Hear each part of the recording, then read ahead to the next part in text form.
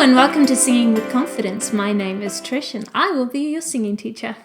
Today we are talking about breath patterns and vocal mapping. What are they?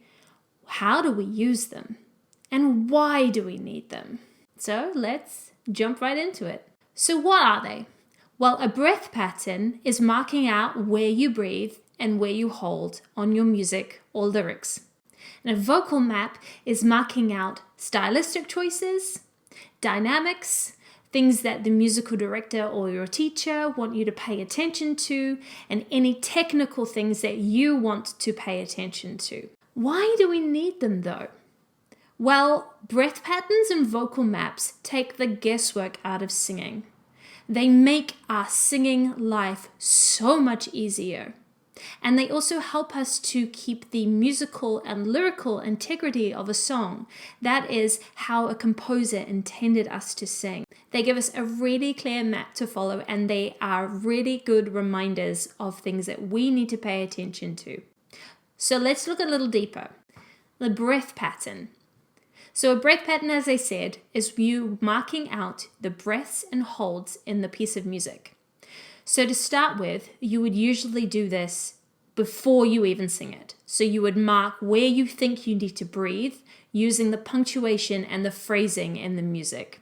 Now, when I say you're marking breaths and holds, so breaths is obviously where you would breathe, but a hold is something a little different. A hold is when you sing, you hold the breath, and then you sing again. Every time we sing, we create what's called a new line of tension. And sometimes to break that new line of tension would be detrimental to the song. So we use a hold instead. This is especially so if we are singing a phrase or a section that already requires a lot of energy, and then there's a rest in the middle, and then you have to go back to that same energy for the next phrase. So instead of taking a breath there over the rest, you take a hold. You sing, you hold over the rest, so that a hold means that you're not taking in any more breath, or you're not letting out any more breath. You are maintaining the level of engagement at the core and then singing again.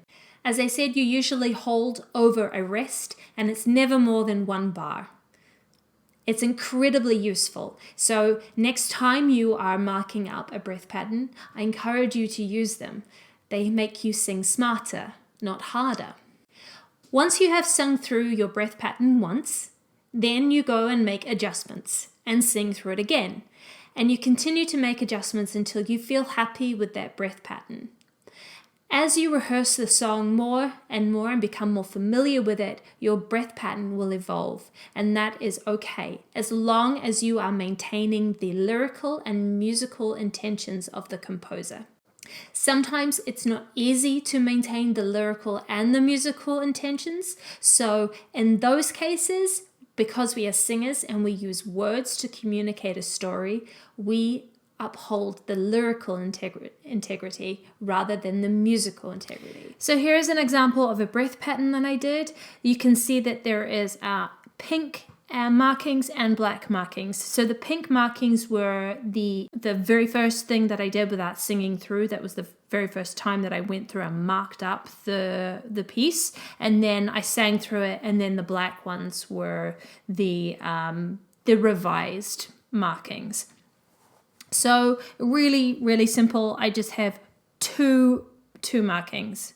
So we have the V, which is a breath, and then the line here. So we'll take the black one. So the line is the hold.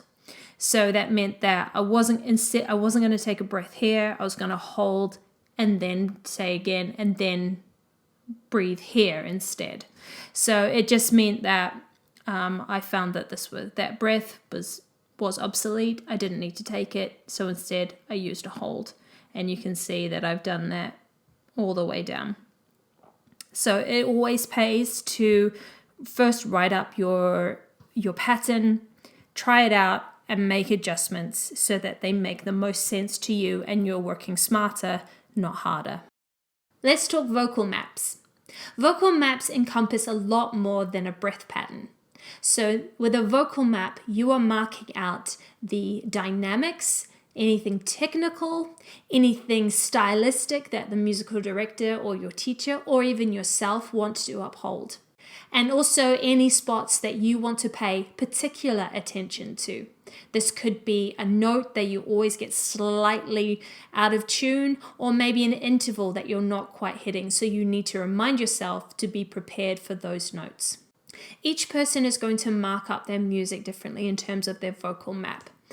So it's important for you to come up with signs and symbols that you can easily and quickly understand and then follow that map.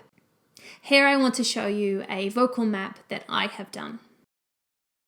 So what you can see here is a score from a show that I was in, and this is how I marked it up when I was in rehearsals for it. So as you can see here, these V's, the V's here, they're marking breaths. So I've done a breath pattern and a vocal map in the same thing, which is what you would usually do. So I've gone and I've marked in the breaths. They were the very first things. And then I've gone through and I've also marked the things that the musical director wanted me to bring out, specific dynamics that they wanted. So you can see here, I've underlined some words here and here. That was specifically because he wanted those words to really come out, that he wanted them to be the strongest words in that sentence. So I underlined them, make sure that I really give them more weight than the others. Then you will see some arrows, 2 arrows. For me, this is probably where some people will differ. This is how I remind myself to stay high on that particular note. Maybe I had a little bit of a tendency to just be slightly under, so I needed to remind myself that I needed to think high, be really high when I'm hitting those notes. So that's what those arrows mean, high. Here you will see that I've got a line and then a squiggly line. This meant that this was a direction from the musical director. He wanted me to hold the note for as long as possible. I hold the note for, I think, 4 beats, and then allow my vibrato to come in on the last 2. So he didn't want vibrato, so that wavy sound, to come through until the very last. So he wanted a nice smooth line and then some vibrato.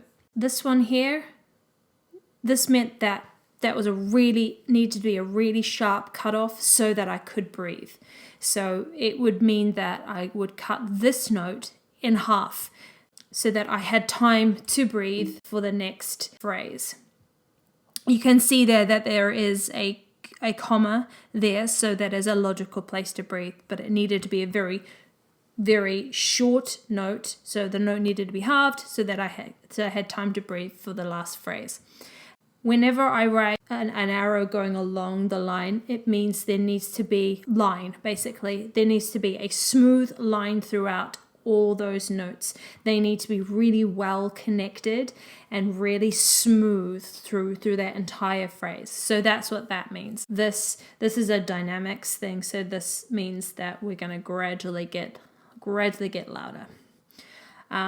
So this is an example of how I would mark up a score and how you may want to mark up the score. So it's a lot of dynamics, it's a lot of technique, it's a lot of artistic interpretation, and then also you have your breathing as well. So there you have it, breath patterns and vocal maps. They are so important to singers, as they guide us through the music, taking the guesswork out of singing. They help us maintain the musical and lyrical integrity, and they also point us to things that we need to remember. So next time you have a piece of music in front of you, I really encourage you to take out a pencil and start marking it up.